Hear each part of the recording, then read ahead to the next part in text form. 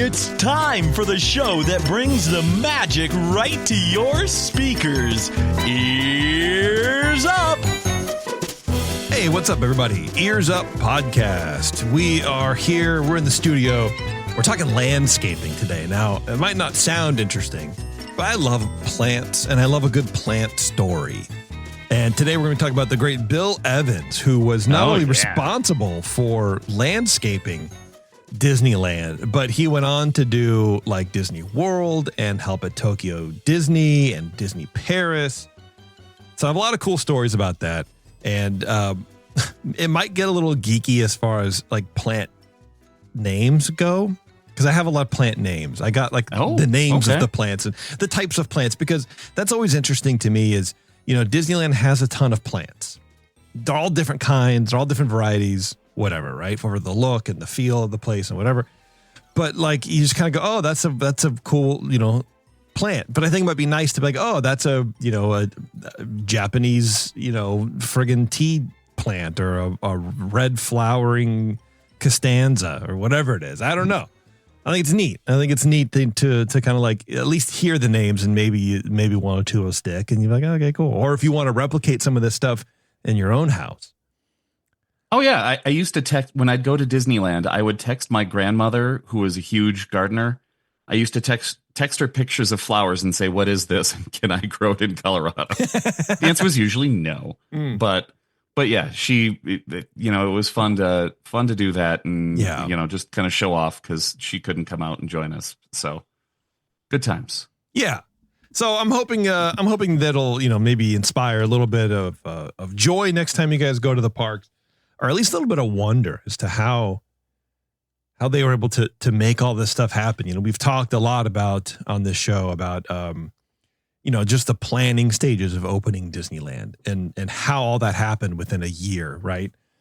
But it's hard to fathom how much landscaping not only is a part of the overall feel for the park, but how much time it takes to do all this stuff. You know, Bill, he has a quote somewhere where he's like, I never thought that Disneyland was finished until about 3 to 5 years after it opened, because then everything had a chance to kind of grow in. The plant life had a chance to, and you look at pictures of specifically Frontierland. What struck me, like I was on Daveland Web, okay, looking at photos, because when he's talking about, so this interview I read about him, or read of him giving of the thing, whatever it is.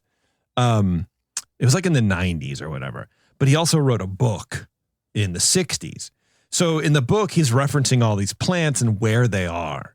So I'm on Daveland going, are these plants still here? Can I find what they were, they looked like? And the answer is usually no, because things have changed, but specifically on Frontierland, what struck me the most on opening day is there's nothing, like the skyline above the wall of the fort. There's nothing. It looks barren.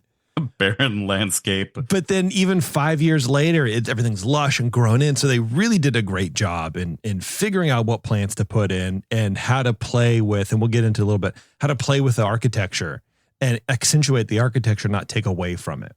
So a lot of forethought was put into the landscape and the hardscaping. And so, I got some good stories about that. I got some good quotes from Bill to read, is specifically a couple about Walt, really. So we'll get into that. I'm excited about that. But before we do that, if this makes you want to go to the parks and, you're really kind of tired of like booking your own tickets or whatever, go to conciears.com, CONCIEARS. That is not a Z like our show. It's an S like normal human beings would play. Yeah, I know, right? It's almost like, it's almost like they're like normal people. You know what I mean? But yeah, go to concierge.com. They're going to help you plan your vacation. They'll book all your stuff for you. They will make all your reservations for you for the parks, for dining, whatever you want to do. Book your flight. They'll handle everything for you, and it's no additional cost to you. So check them out, please. Concierge.com. They are our official travel partners, and I'm happy that we actually got to use them to go to the parks last time when we finally did, and it was lovely. Jimmy was a great guy. That's all I'm going to say. He did all right. Yeah, He sent me weird pictures, and I don't want to talk about it. But Oh, well, that's just Jimmy for you. That's an added service, and he gave that to you for free. Yeah, I'm just letting you know. Only concierge. Well, he's a good guy though. No, only EarzUp. That was just special for you. Hell yeah, dude! I love that. I think, Eric, what we're gonna do, we're overdue for we usually do 2 shows a month, and I think we need to do another show next week. Okay. If you're available. So Eric will have a window by then, I'm sure. And basically it's going to be a lot of news because there's a ton of news to get through, but I already have been talking on this show for too long, so I'm not doing any news. But I don't know if you saw, I posted in the Discord, there was another nude person in Disneyland the other day. I did see the other nude person. Like climbing on the outside of Tiana's. And I'm like, goodness. What the heck, man? God bless TikTok, because I wouldn't have known about it otherwise. Yeah, it's just, you know what I'm gonna do today?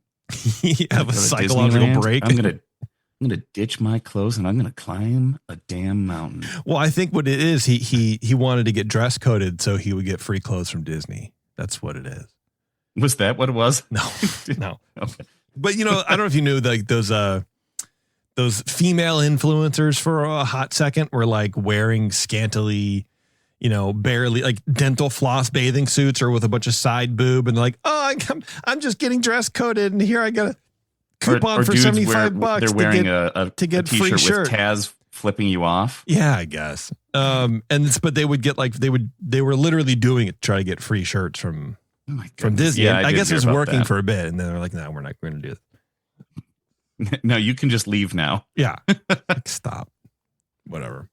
Originally, this show was just going to be about landscaping and the plants within the Jungle Cruise. You mean EarzUp? No, the show that we're doing tonight. Oh, okay. Yeah. It was a landscaping show. I still would have listened to it. Yeah, well, it wouldn't have been on this long, I'll tell you that. But the more I read about Bill and the more I read about just the parks in general from the source material to get the information about the Jungle Cruise plantings, I was like, I don't think I can do a show just on the Jungle Cruise. Because there's so much information and it's so good just about the parks in general. And, there's not a whole lot about the information in the Jungle Cruise because at some point, you picked plants and that's kind of it, right? Okay. It's hard to go in more in depth than that. You know what I mean? As much as I want to, it is sort of like, okay, well, they're plants and they live here now, and I did a good job. But I thought you were going to list a bunch of names. Well, I can. That could take up a few hours. Yeah, and they are in reverse alphabetical order by their Latin names. No, there's like 800 plants, dude. This is insane. That's why I said it would take a few hours. Yeah. So anyway, let's get started here. Morgan Bill Evans, who was the director of landscape design at WDI. He led landscaping efforts at Disneyland and later at Walt Disney World. He did consulting on landscaping for Epcot, for Tokyo Disneyland, and Disneyland Paris. He wrote a book called Disneyland, World of Flowers. Now, you can go buy, it's out of print. It was in 1962 is when it was released. And I went online to, Google it to see, where can I buy it? Can I read it? Whatever. You can buy it on Amazon for $5,900. Oh, no, thank you. No. But then I also found it on archive.org. Someone went to the Los Angeles Library and took high quality photos of the book and put them online. So excellent. I was able to read the book. So I put it in our Discord channel. So if you guys want to look through it and read, it's a short read. It's like 72 pages, including the index. That's it. It's not that much, but there's a lot of color, photographs, and then in the back there are all the plants that they talk about in this thing in alphabetical order. There's 3 pages of them. So it's pretty cool if you're into that, or if you're looking to, like I was saying at the beginning of the show, if you're looking to landscape anything, or if you want like a feel for a certain area in the park, maybe in your backyard or whatever, it's a pretty neat book to kind of flip through and get some ideas from. There's also some cool stories in there too. Yeah. Cool. So how did Walt and Bill meet? Well, they first met, Walt first met Bill and his brother Jack Evans when they did landscaping for Walt's home in Bel Air, specifically helping to enhance the small steam train track that was recently installed in Walt's backyard. You know, Walt was famously into like miniature trains and, you know, riding little trains. So when he had that built in his backyard, he called up, somehow he got the information for Bill and Jack, and he said, hey, I need you to you know, landscape all this new crap I just put in my house. So Bill and Jack went over to Walt, and they decorated like the trestles and the bridges and built, you know, some mini berms and tunnels and all that kind of stuff for Walt and his little train there. Are you saying that he hired some people to do some junk in his backyard and then said, you know what? I have a theme park for you. Yes. So Bill and Jack got the gig to landscape Disneyland after giving Walt a tour of the family compound, which was a few parcels of land that their family lived on. Each residence had a different theme to plants, giving Walt a good window into their skill set. So that's a kind of a brief overview, but the details are that the Evans family got enough money to scrape together to buy several acres. And what they did is that they kind of split up those acres into tiny parcels for each of the family to like build a house and have a couple acres. I don't know how much land these people had, but they had enough to build each individual house. Like the sister had some, and Bill had a house, and Jack had a house, and they each had different theming to their landscaping, depending on what was there. So I guess their sister was kind of more like sparsely landscaped because she had two big walnut trees on her part of the property. So she built around that. But Bill's backyard and front yard was more around the tropical side of things. So apparently Walt calls him up and is like, hey, I have an idea for you guys. And they go, well, why don't you come out to the house and we can show you what we've done and how we can kind of like help the parks. So he goes, okay. So Walt was really impressed with all the different kinds of plants that they can make grow in these climates that traditionally they don't really grow in. Yeah. Now, landscaping Disneyland didn't just mean picking trees and plants and like, that's it, right? It was what they call hardscaping, which is walkways, pavement, planting where all those go, planter boxes, etc. So it sounds like they, the grading of everything to make sure that the water doesn't collect in a certain place or whatever. So it was much more than just designing for plants. They were helping to pick where the walkways would go, sight lines, that kind of stuff. Direct people around the certain ways and through the landscape. Okay. Yeah. So the Disney company kept him on contract for a few years until one day Roy called Bill into his office and said, Bill, we've been engaged long enough. It's time that we got married. So, which seems kind of out of place for Roy. Roy always seemed kind of stuck up, but he sounds fun in this. So he closed up his shop and went full time as the director of landscape design for WDI, putting not only Bill on the payroll, but all of his employees as well from the company, which I thought was really nice. Yeah. I feel like you don't see that these days.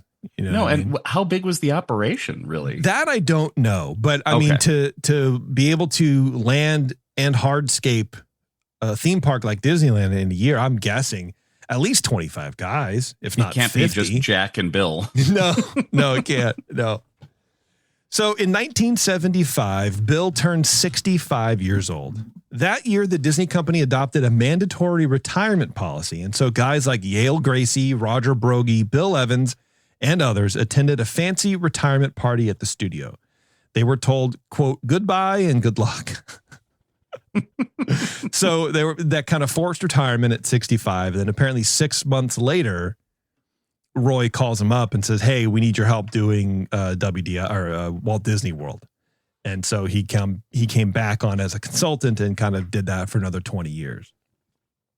Well, yeah, because there's always an exception to the rule if they really want you. Exactly. Yeah, exactly. I mean, Roy came back. He was supposed to be retired. And right. Who cares? We need him. Yeah. So how did Bill get into this? Well, Bill's father was a hobbyist in the plant world, experimenting with different unusual and rare plants, testing their suitability for the LA climate system. Eventually, the Evans boys took over their hobby from their dad and set out to cultivate these rare and exotic plants that nobody in the area had exposure to at the time, which I thought was kind of neat, you know? Oh yeah, my dad's just a weirdo playing around in his, greenery or whatever, his greenhouse.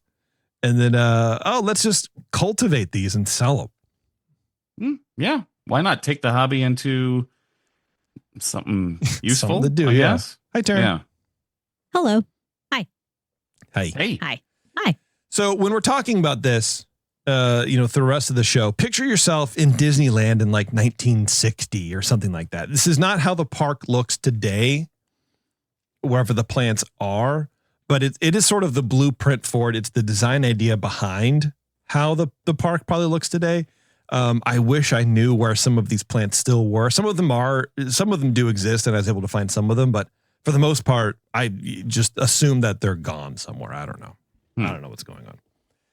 But before we start, let me ask you both, what percentage of the plants at Disneyland itself, right? Because obviously this is pre-DCA. What percentage of the plants at Disneyland are considered native to Southern California? What percentage? Yeah. I would say 10, 50, 20%. 20%. 20%. Okay. Are native plants. I know. Eric? I think it's high, but I'm going 20. Hey, man, it's good. Maybe 10. 10?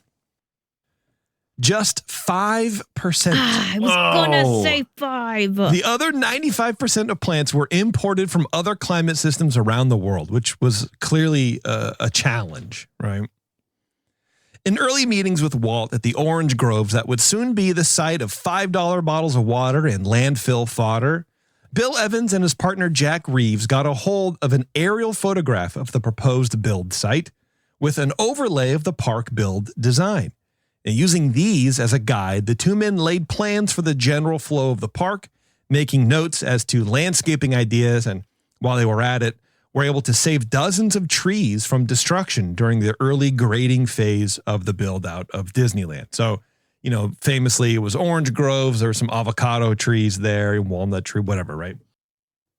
So Bill was able to go through based on these pre-plans and say, okay, well, I would like to save these trees because we can use them later on in the park somewhere.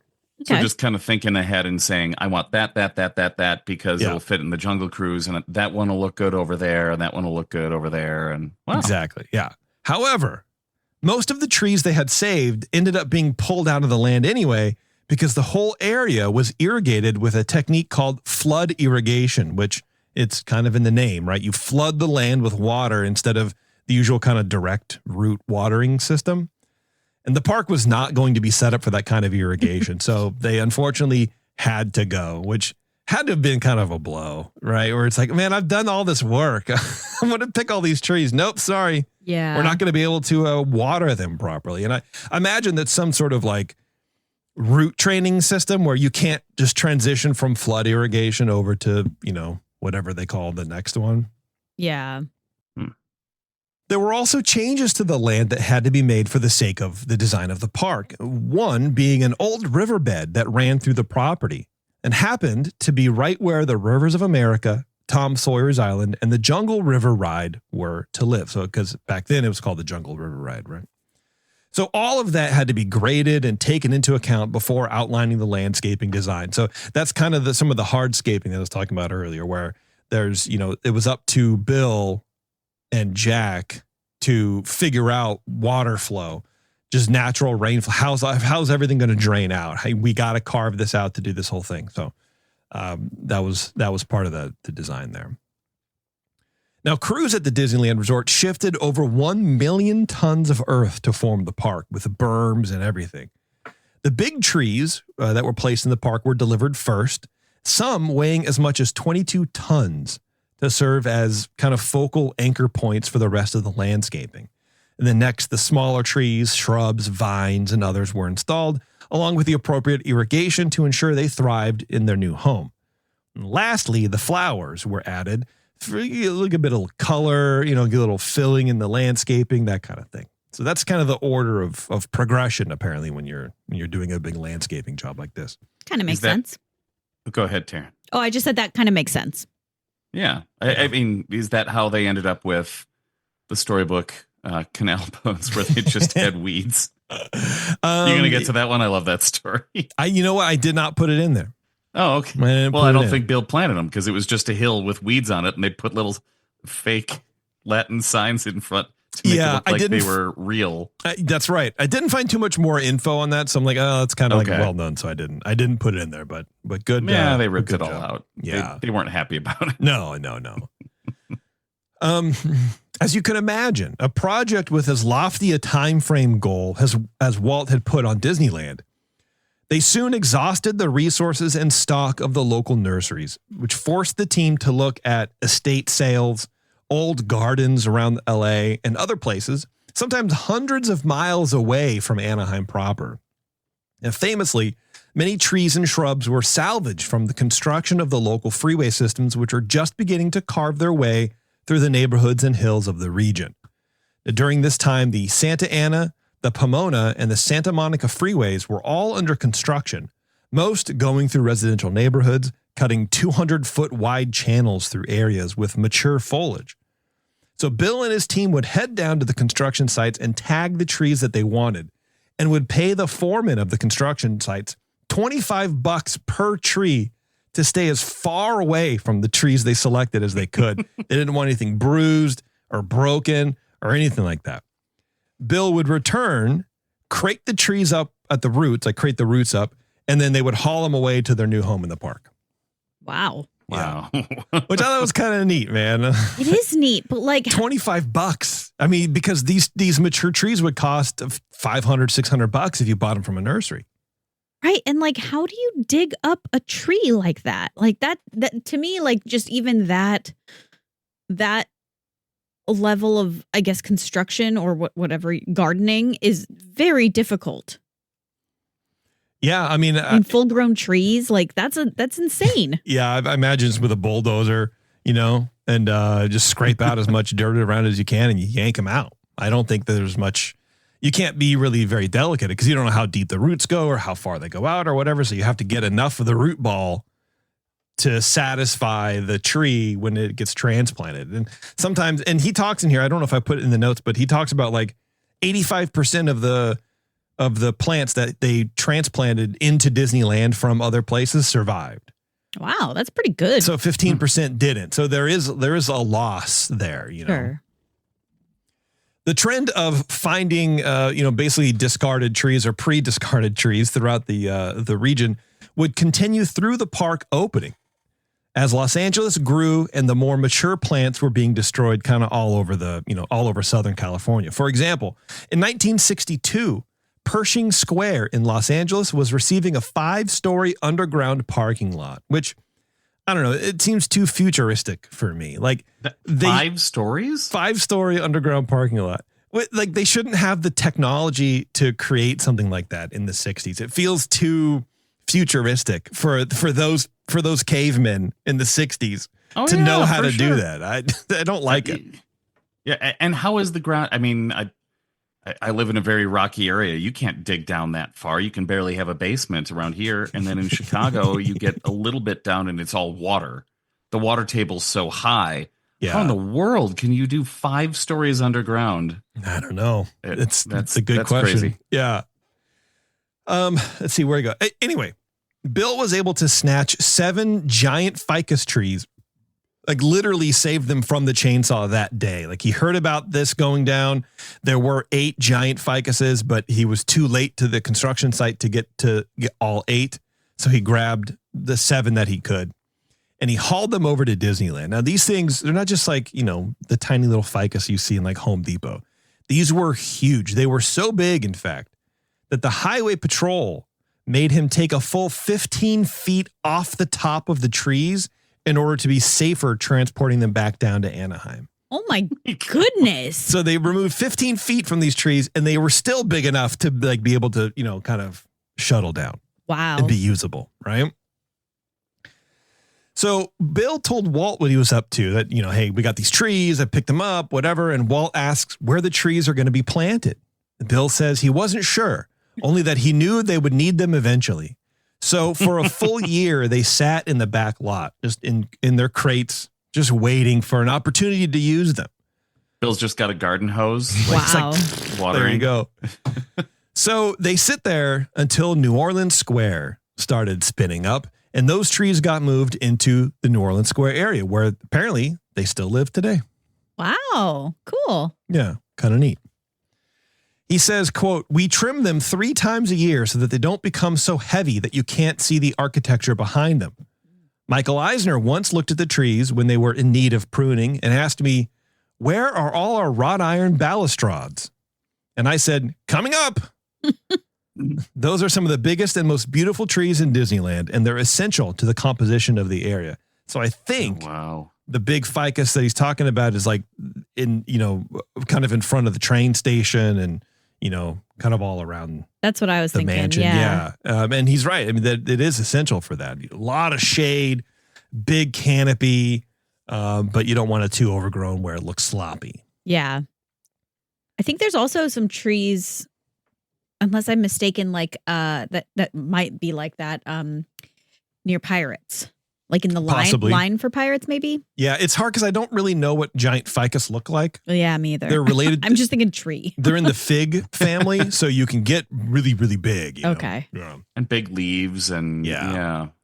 One problem that Bill had early on is with Walt's insistence upon easy access to shade. He wanted guests to gain some relief from the Anaheim sun.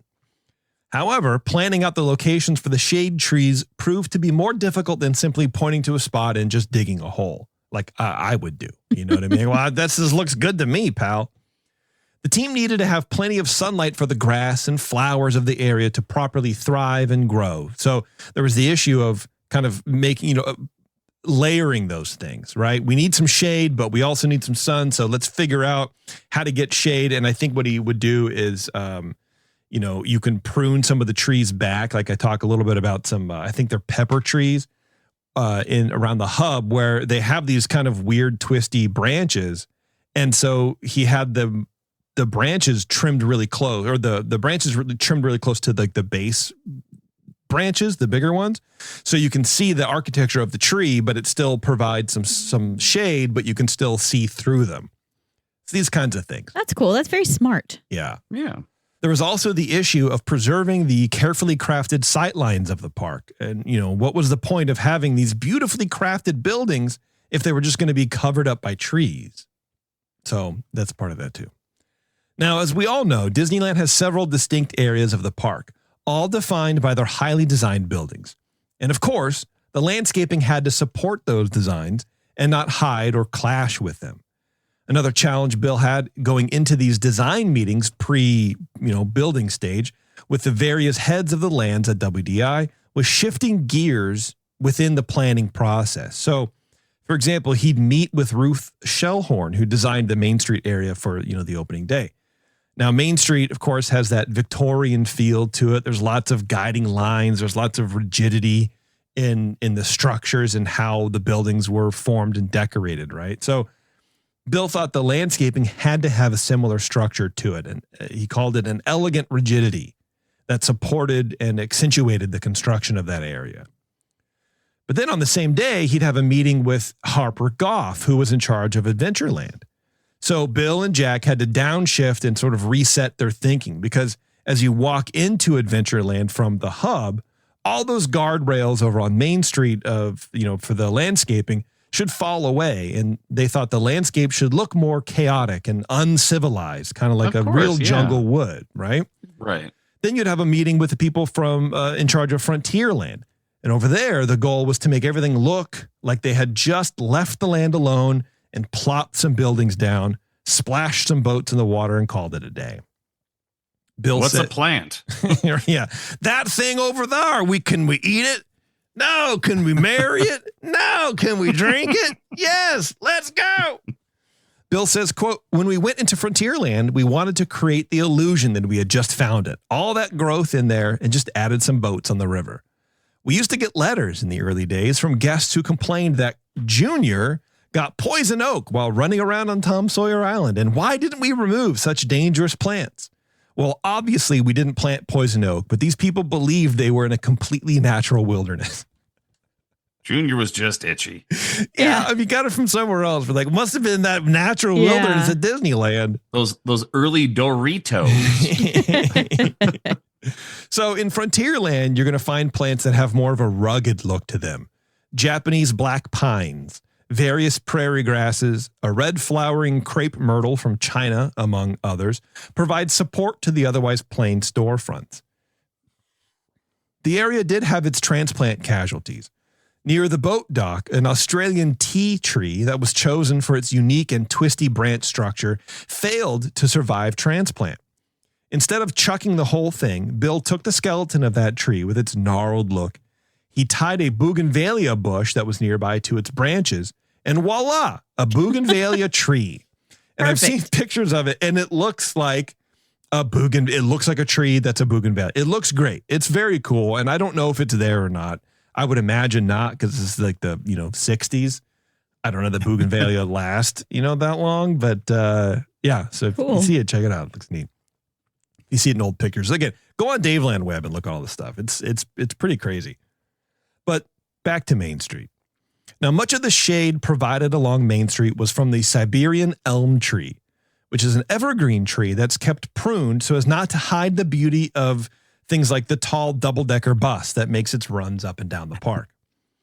The shade at the town square and the plaza there, which I think is now just, the hub, and they call it, the Carnation Plaza, right? The stage is no longer there, but these plants are still around, I think, is from the Brazilian pepper tree. Now, Bill felt this tree was versatile and hardy enough to not only withstand the Anaheim climate, but provide a good backdrop wherever it was placed, depending on how it was pruned. For example, on Main Street, these trees are left full and bushy to provide more shade. These trees are also planted over in Frontierland, where they're pruned a bit more thinly to reflect the kind of lower availability of water in a more desert climate. So if you've ever seen those trees, around the hub that look sort of gnarled with these long, weird branches, these are the Brazilian pepper trees. I like that. Okay. I do like that there's like so much thought put into it. Right. Like it's just like everything else at Disneyland, but like it's done for a reason. There's a reason behind the way it looks. Yeah. And reading these interviews with Bill, like he's those people he's one of those people who thinks his job 24/7, which makes him so good at it. It's wild.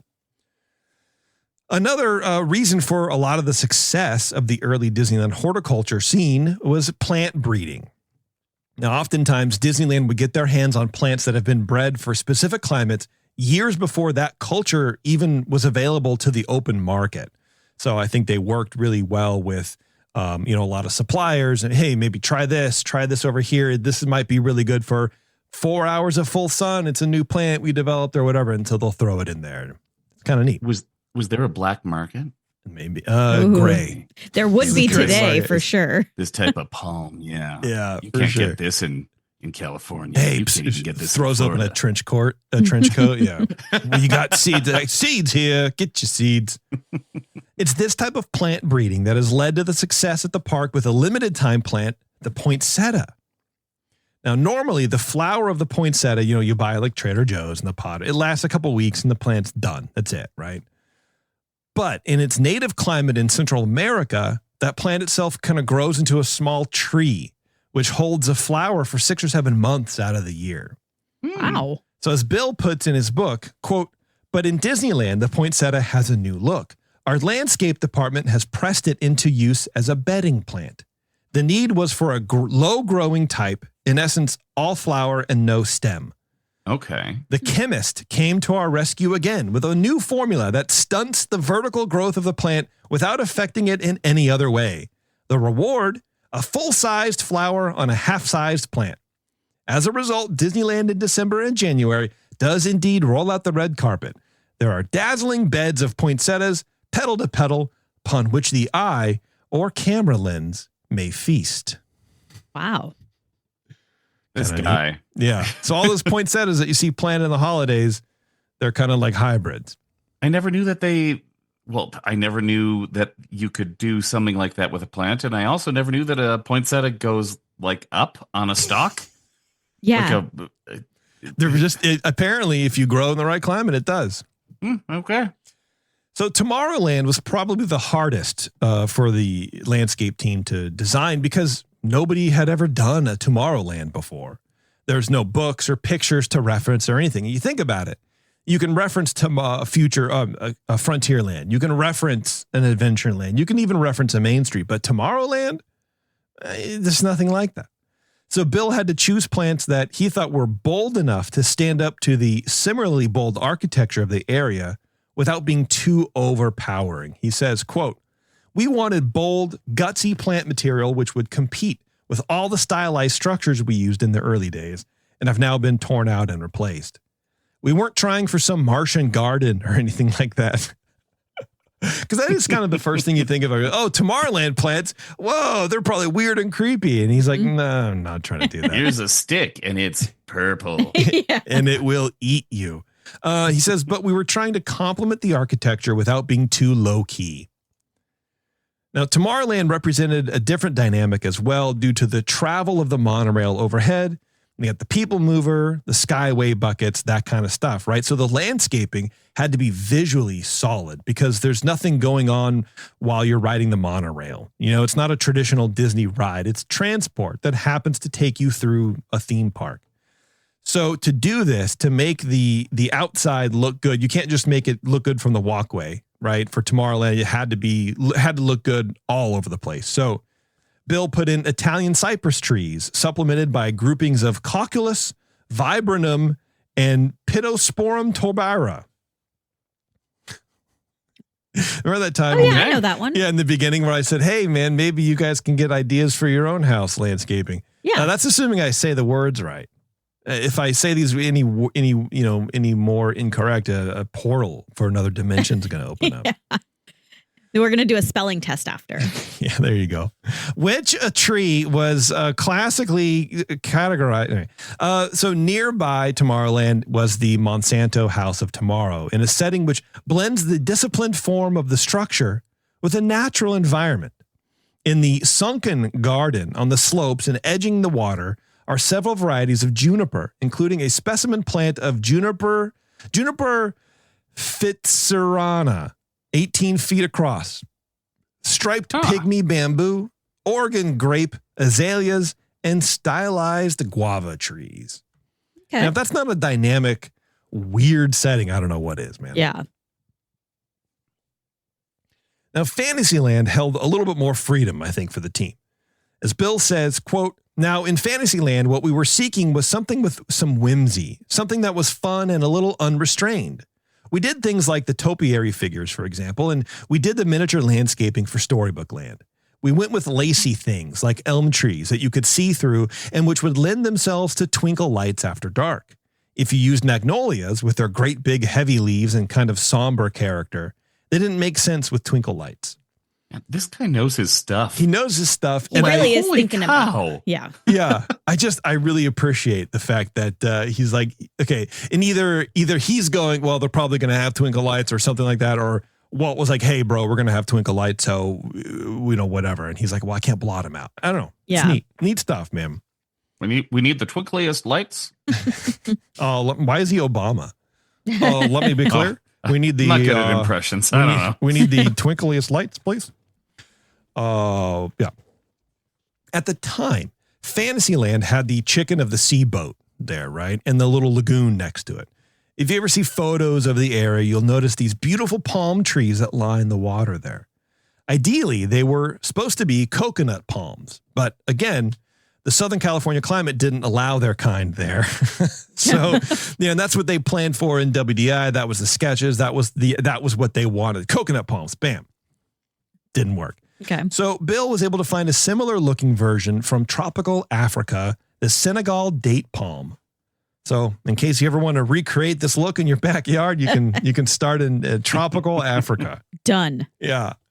Bill did have some problems with several of the companion plants that he planted around the lagoon. So again, there are wins and there are losses. And around the lagoon was really tough because of the chlorinated water. A lot of the companion plants and the filler plants died over the first several weeks. But there is one plant that actually thrived in it. It was the large-leafed philodendron. not only survived, but thrived. And those plants have like those kind of air roots that they go out seeking for more water. These air roots would get sent out from the mother plant and then go down into the chlorinated water. And they were just totally fine with it. Mm. Okay. Wow. Kind of weird. Wild. So again, It's really adaptable. Yeah. if you're looking for a hardy plant around your around your pirate Jeez. lagoon, it's philodendron, baby. Right here in the tiki room. Yeah. That one. Yeah. For the Swiss chalet and the Matterhorn, the authentic firs and trees of the Alps were not readily available in Southern California. So again, No kidding. Bill found reasonable substitutes in the deodar cedar tree, which is native to the Himalayas, but it has a silhouette that was reminiscent of the firs from the Alps. So I guess it just, kind of shaggy up top. And where was this one? Matterhorn, Swiss Got it, chalet, got it, got it. Matterhorn. Yeah. Okay. Beneath them, he put miniature dianthus, daisies, columbine, and ferns to kind of fill in the look there. Okay. That makes sense. And here's another question for you. On the Matterhorn mountain itself, not around it, not at the bottom, not at the base, not at the Swiss chalet, but on the Matterhorn itself, what sort of plant life, if any, lives on that mountain proper? I think that there is one tree. I think there's one tree. Or bush or something. It's like there's something that like when there's a paw. You guys know what I'm talking about? Like in a stone, and right above that there's something. The Yeti footprint. Yeah, the Yeti footprint thing. Yeah. That above that, like in that area, there's something, and I can see it in my brain. It's one of the old climbers who's been there since the 60s, who's just holding a bush in front of his face. That's right. Basically. He's evading the IRS. The trees surrounding the mountain proper are Colorado blue spruce trees. And they were chosen specifically because they have these 1-inch long blue needles. And Bill thought they seemed to impart the illusion of distance. And he talks about in his book, since, guests would probably be used to like the dark green needles on trees and think like, okay, well, if I see that color, that means that they're close up. You know what I mean? Mm-hmm. But the blue sort of blended in with the background, and he was playing with that sense of distance. So he thought that, okay, the color would push them back and kind of just make them blurry a little bit. Interesting. You. Yeah. So that's what he chose. And it works pretty good, He said blah, blah, blah. The trees are contained in concrete planters and planted in soil with a drip irrigation system, and they're put up on a crane and they're settled into the mountain, and they last between 2 and 5 years before needing to be replaced with smaller ones. I mean, you can't let them get too big, or it kind of ruins the illusion, because the Matterhorn is at like 100th scale. So the trees can't really grow all that much. You know what I mean? It also it throws everything off. So, yeah. Now, despite the best efforts of Bill Evans and his team, there were still a fair amount of maintenance that had to be performed all across the park. Trees and shrubs needed pruning, and the lawns had to be replaced on a yearly basis to keep them looking as green and healthy as possible. Southern California got, at the time, about 10 or 12 inches of rain per year, but some of the plants brought in required 50 inches to survive. So it's a testament to the horticulture team that they were able to, on such short notice, develop and execute a landscaping plan the way they did in the time that Walt gave them. I thought that was pretty neat. Anyway, let's take a quick break, everybody. We're going to come back and we'll talk more about Bill Evans and landscaping Disneyland right after this.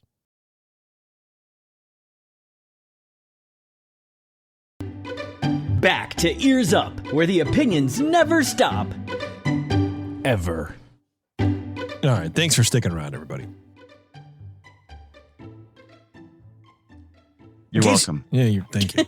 In case you didn't know, summer is here, Eric, and the 21st Amendment Brewery has the perfect lineup to keep you cool and refreshed. They have Hell or High Watermelon, which is the ultimate summer classic, and it really is. I mean, I know this is an ad, and but here at Ears Up, we like to be true to ourselves, and we're not going to say anything that we don't mean. Hell or High Watermelon literally is the the ultimate summer classic. It tastes so good. It's one of those beers that people who like beer enjoy, and people who are like not really beer drinkers and don't like beer also enjoy. It is that weird, That's really fair. transitory beer like that. Yeah. And I swear to God, it is 10% better when you have a slice of watermelon along with it. Oh. Like there's something about it and that's how they serve it at like when you're there. It's so good that way. Yeah. Perfect. It's 11% better if you have it first thing in the morning. Okay. You're waiting for Bart. Slap that thing down. No, it's brewed. You add a few shots of vodka in there to make it 11%. Yeah, there you go, man. Oh boy. Brewed with real watermelon juice. It's crisp, juicy, and ready for sun-soaked adventures. Or there's El Sully Lime, which is their award-winning Mexican-style lager with a bright citrus twist. And to celebrate 25 years of brewing freedom, they bring you the 25th anniversary IPA, a bold West Coast IPA packed with classic and modern hops, bursting with pine, citrus, and a touch of tropical fruit.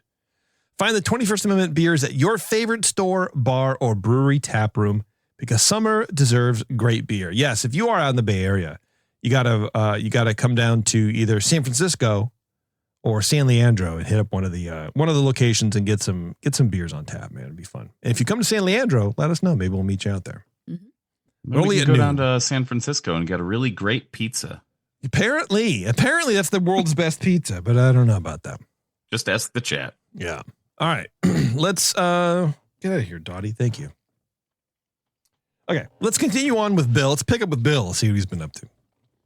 So apparently, as any hobby horticulturist knows, soil is very important to the success of plants. And at Disneyland, that's no different. Soil was also a big issue for Bill and his team. Well, sorry, but I can imagine with all the different types of plants he has that like came from all different parts. Like I can't even imagine the undertaking that this is. Right. Exactly. Yeah. Well, it's a great point, Taryn, because in my notes, I say different plants and flowers need a different soil compositions to survive.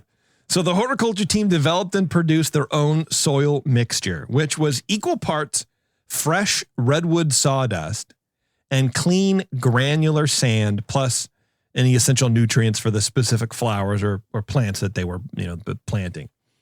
So they would put 8 to 10 inches of that mixture on top of the flower beds and plant into that, swapping the mix out every 2 years or so with a fresh batch. And he notes in his book, it's not because of any nutrient quality or whatever. It was literally to control any pests or whatever. Because if you have any pests in there, they're laying eggs, then they start to really you just scrape it all out and replace it. And that way you don't have to fart around with,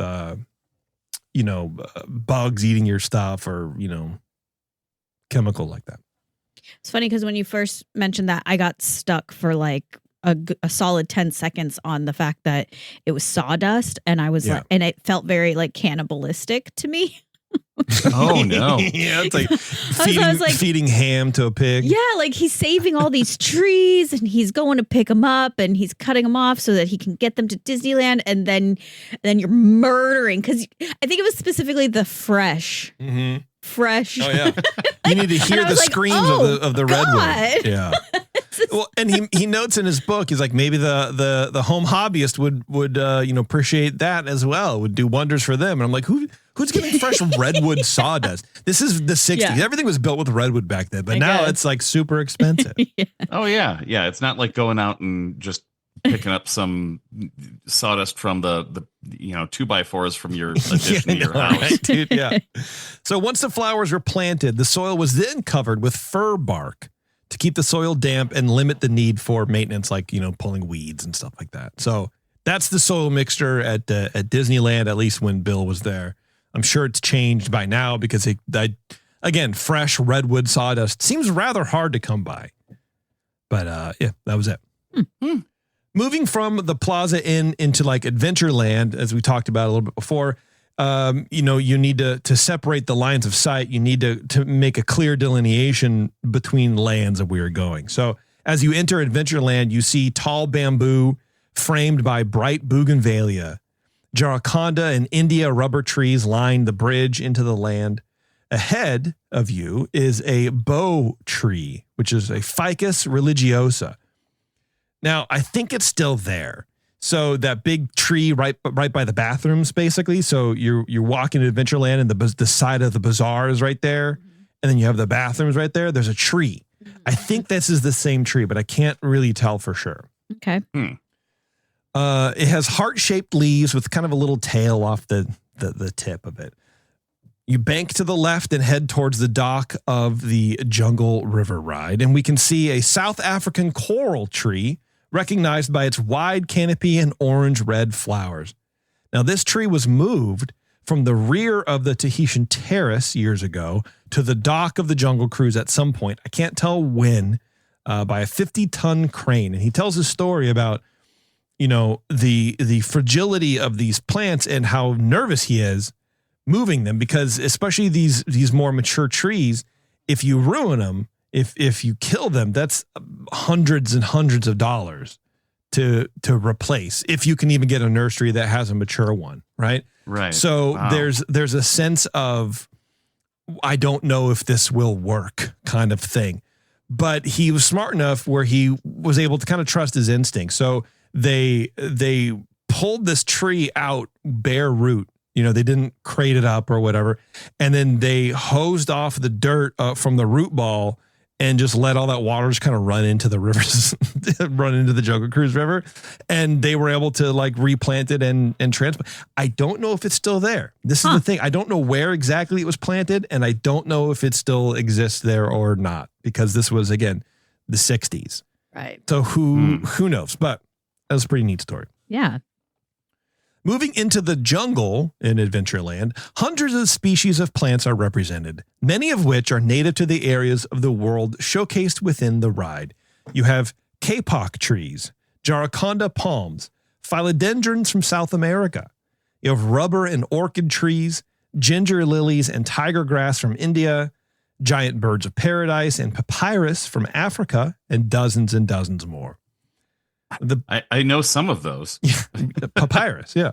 The problem with a real jungle is that it's all rather samey. You look at photos of the jungle and it's like, okay, you got the same basic 3 or 4 plants kind of hanging out. There's not much variation in the natural, dilution of foliage in a jungle. At least not enough to decorate a 5-minute theme park ride with, you know what I mean? And make it seem interesting. Yeah. So Bill had to take some liberties in the design of this area. And as a result, you'll now find plants not considered to be jungle fare, like giant honeysuckle or blue passion flower. You got red trumpet vine and wild purple bougainvillea. Yellow cassis, there you go. It's hard to say it.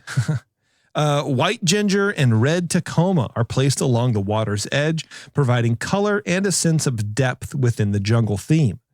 Also included in this mix are castor beans, lianas, cineraria trees, palm grass, queen palms, and soaring bamboo. So again, you want to make a jungle at home. There you go. Those are the plants. That's it. Construction in the park was wild, as you can imagine, and timing seemed to be everything, especially for areas rather dependent upon landscaping to help tell the story of the area, such as the Rivers of America or Adventureland, and more specifically here, the Jungle Cruise, or as it was known back then, the Jungle River Ride. As the horticulture team was transforming the sandy landscape of the freshly carved out former orchard into a tropical river, the install teams from WDI were on site setting up the second part of the experience, the animatronics. As you can imagine, having young plants in the way of a giant mechanical hippo being pushed into place would lead to a conflict of interest there. And in fact, many plants were trampled, ruined, and then replaced before the park was even open. Oh, man. Jeez. Most made it through the setup and ended up thriving, which again is sort of a testament. In one of his interviews, Bill talks about it seemed like he had a sense of pride on that. He's like, they survived and everything was fine and we didn't know about it, but this is what a cool bunch of plants we picked. Yeah. So initially, as you departed from the dock of the Jungle Cruise and head into the river, you're first sort of enveloped by artificial flowers, mainly because the sun had a hard time piercing the canopy of trees enough to provide light, which is sort of what we were talking about earlier. You need to have that balance. I have the feeling this hasn't been the case for some time now, but I found that really interesting for some reason, where they wanted some sort of depth.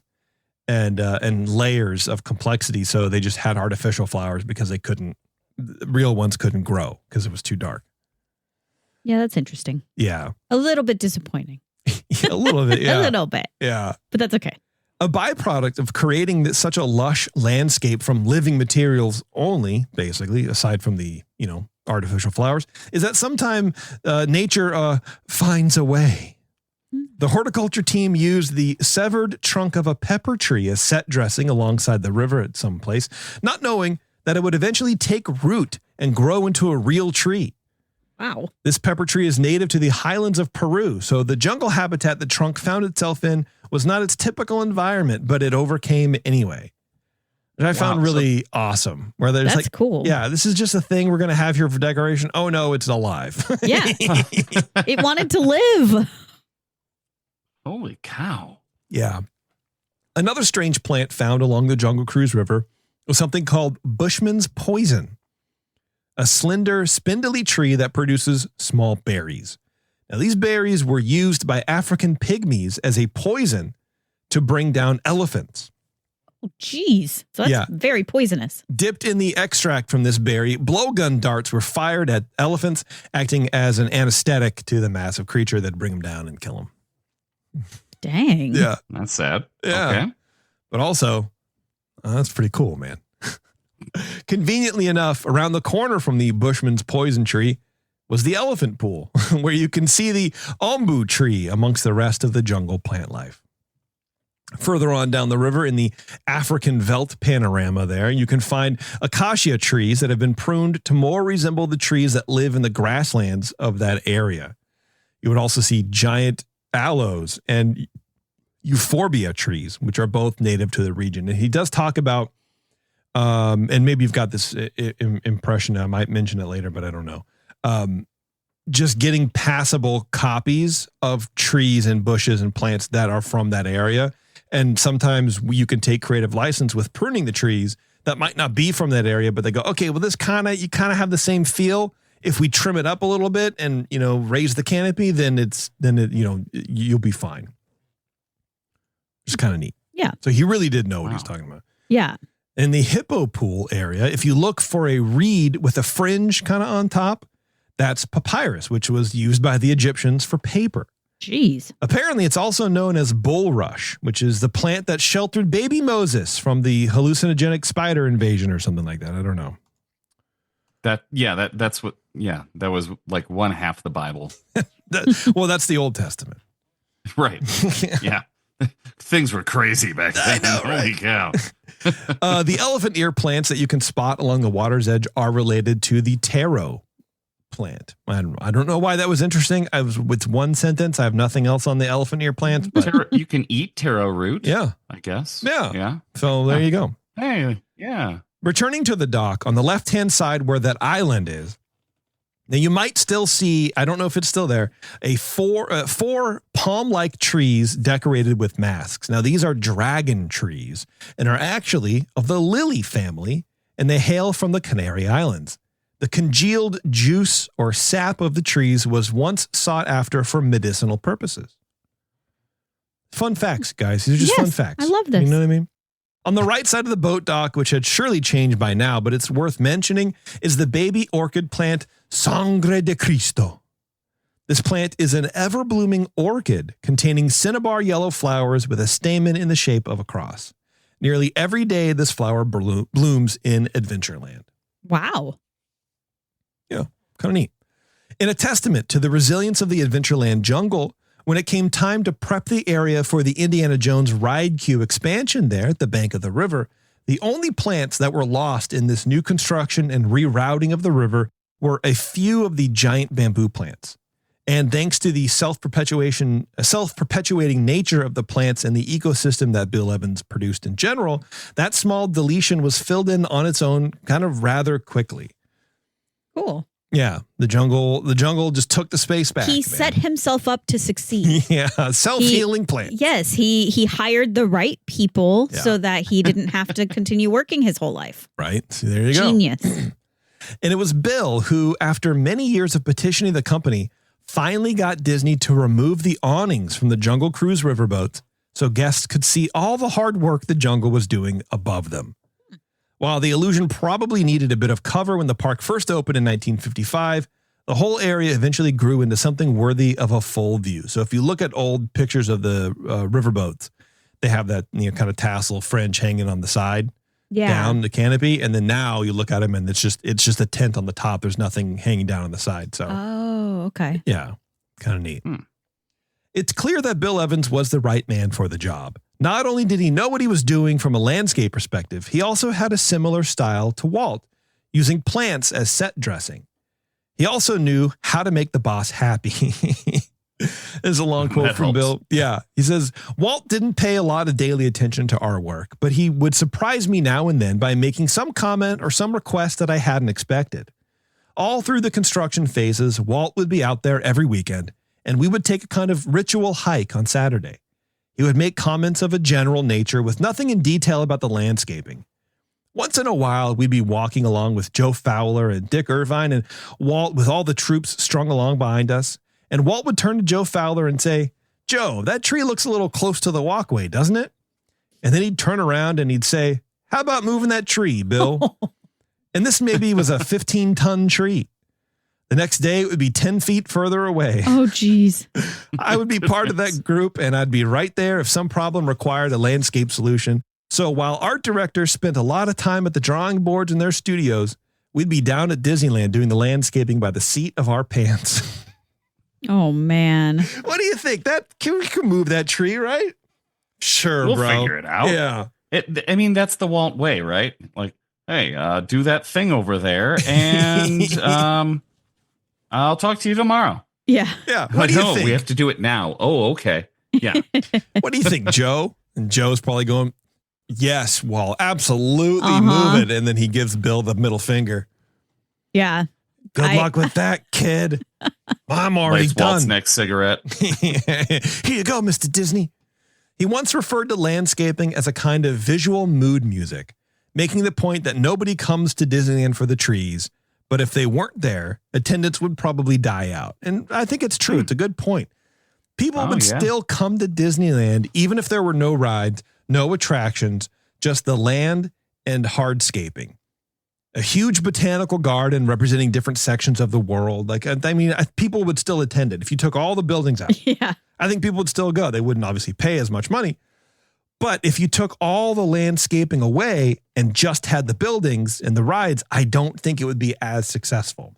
Yeah, I totally agree. Yeah, I think so too. It sets such a mood. Mm-hmm. And I mean, it's one of those things. You look at, I know you've complained about Epcot where there's no shade. No shade. It's a concrete landscape designed to look like the future. Yeah. But they've managed to soften certain areas over the years because they realize they're missing something with that lush Disneyland just conglomerate of trees. I mean, the Jungle Cruise is, from what I understand, by all like legal or whatever, not legal, whatever definitions of jungle there are, it's a jungle now. Yeah, it's its own climate, it's its own ecosystem. Right. Yeah. Like that's insane. And to hear that plants are just like, nah, we're taking it back. Sometimes it's amazing. Yeah, it is. Yeah.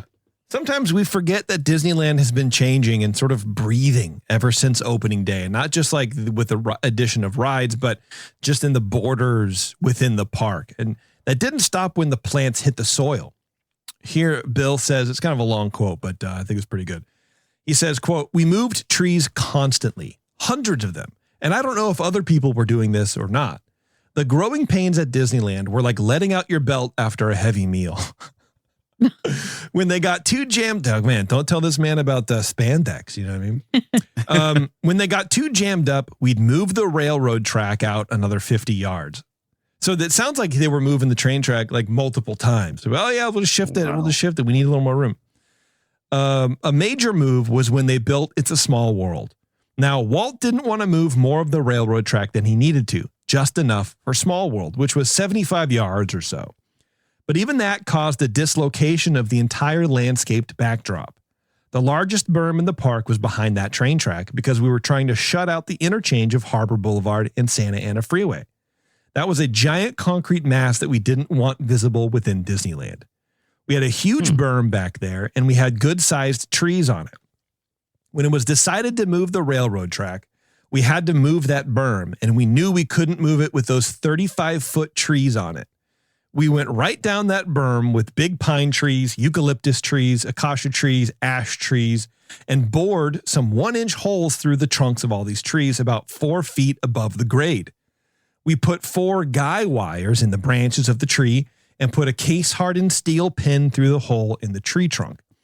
We'd get a hold of the pin with a crane and lift the tree up out of the dirt. Taryn, this is, you were wondering how they move trees. Apparently, this is how they did it. Jeez. And this would untangle it from its neighboring trees. There was no box on it or anything, with just roots hanging out in the wind. We transplanted all of these trees, and at the same time as we'd pick up the trees, the bulldozers and earth movers and trucks would come in and scoop up the real estate and move it to the new location. Once the earth was patted down in the new place, we'd bring the trees from the old berm and plant them in the new berm.